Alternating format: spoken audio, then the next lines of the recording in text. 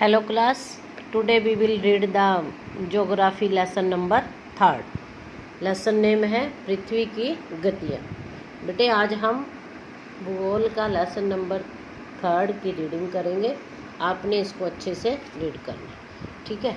तो इसमें क्या है लेसन में, पृथ्वी की गतियाँ। पृथ्वी की कितनी गतियाँ होती हैं, कितनी होती हैं? 2, रोटेशन और रिवॉल्वेशन, दैनिक गति और वार्षिक गति। दैनिक गति के कारण क्या बनते हैं? दिन रात। और वार्षिक गति के कारण क्या बनते हैं? मौसम परिवर्तन होते हैं। देखो, जैसा कि आप जानते हैं कि पृथ्वी की 2 गतियां हैं, 2 प्रकार की हैं गति, घूर्णन एवं परिक्रमण। पृथ्वी का अपने अक्ष पर घूमना घूर्णन कहलाता है। ये आपका शॉर्ट क्वेश्चन आ जाता है कि घूर्णन किसे कहते हैं, तो इसको अंडरलाइन करेंगे। पृथ्वी का अपने अक्ष पर घूमना घूर्णन कहलाता है। सूर्य के चारों ओर एक स्थिर कक्ष में पृथ्वी की गति को परिक्रमण कहते हैं। ये भी आपका शॉर्ट क्वेश्चन है बेटा। देखो, सूर्य के चारों ओर एक स्थिर कक्ष में, स्थिर मैंने एक जो टिकी हुई है, मतलब एक स्थिर कक्ष में पृथ्वी की गति को परिक्रमण कहते हैं।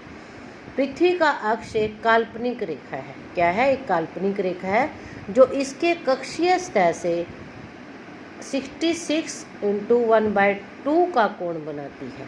यह समतल जो कक्ष के द्वारा बनाया जाता है उसे कक्षीय समतल कहते हैं। क्या कहते हैं उसे? कक्षीय समतल कहते हैं। पृथ्वी सूर्य से प्रकाश प्राप्त करती है। पृथ्वी किससे प्रकाश प्राप्त करती है? सूर्य से। किससे प्राप्त करती है बेटा? सूर्य से। पृथ्वी का आकार गोले के समान है। किसके समान है? पृथ्वी का आकार गोले के समान है, इसलिए एक समय में सिर्फ इसके आधे भाग पर ही सूर्य की रोशनी पड़ती है। कहाँ पड़ती है? जैसे ये जो भाग सूर्य के सामने होता है वहाँ पर सूर्य की रोशनी पड़ती है, वहाँ पर दिन होता है। और जो भाग सूर्य के पीछे होता है वहाँ पर क्या होता है? रात होती है। ठीक है बेटा। घूर्णन के समय काल को पृथ्वी का दिन कहते हैं और इसी को ही दैनिक गति का नाम दिया जाता है।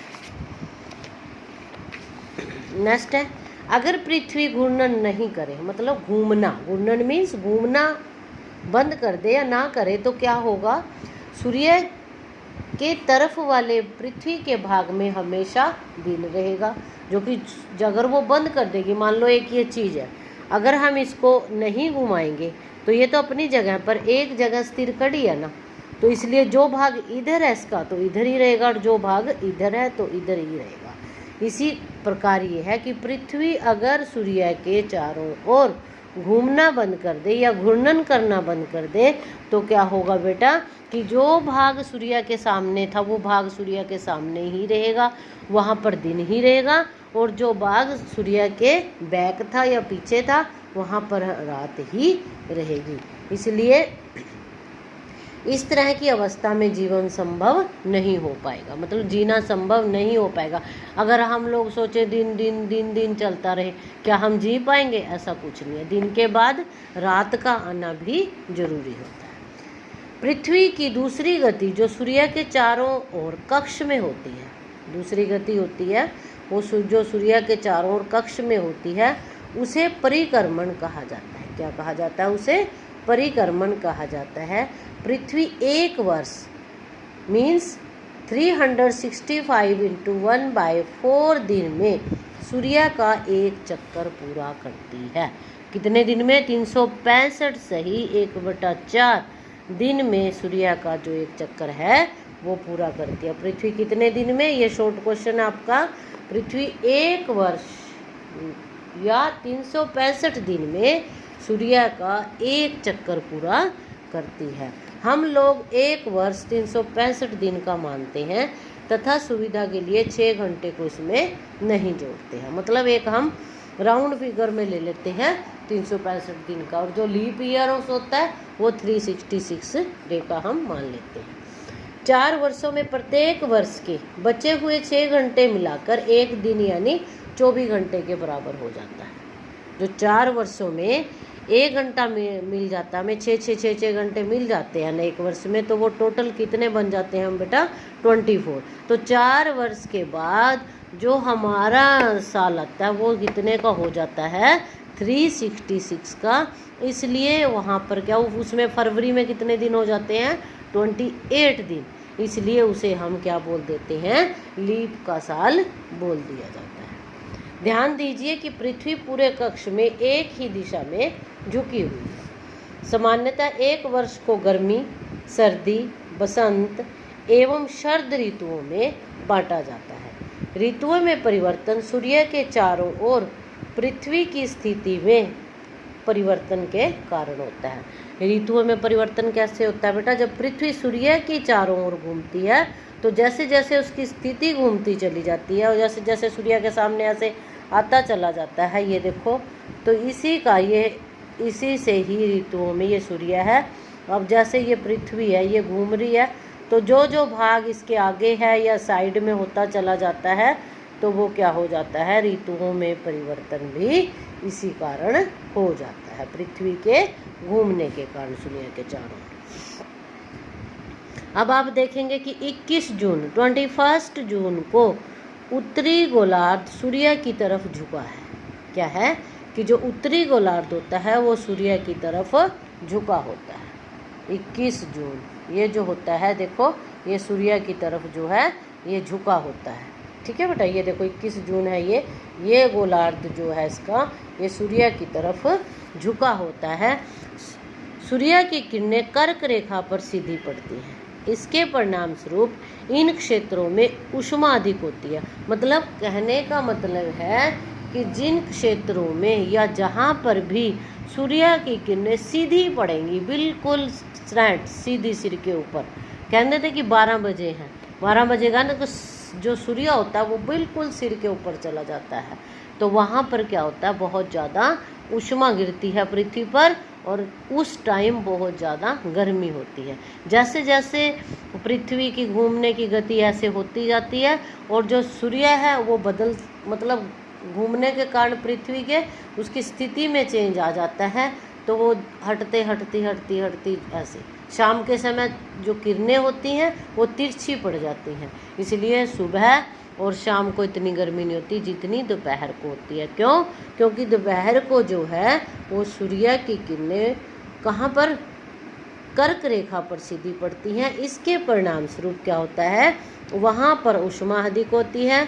ध्रुवों के पास वाले क्षेत्र में कम ऊष्मा प्राप्त होती है, क्योंकि वहाँ पर जो सूर्य की किरणें हैं वहाँ पर वो सूर्य की किरणें कैसे पड़ती हैं तिरछी।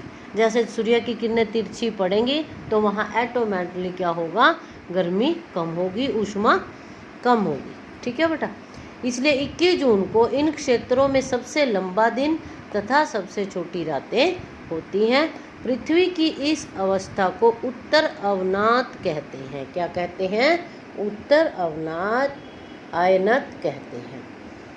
आगे आपका है 21 मार्च एवं 23 सितंबर को सूर्य की किरणें विषुवत वृत्त पर सीधी पड़ती हैं। ये देखो 21 मार्च और 23 सितंबर को जो सूर्य की किरणें हैं वो विषुवत वृत्त पर सीधी पड़ती हैं। इस अवस्था में कोई भी ध्रुव सूर्य की ओर नहीं झुका होता।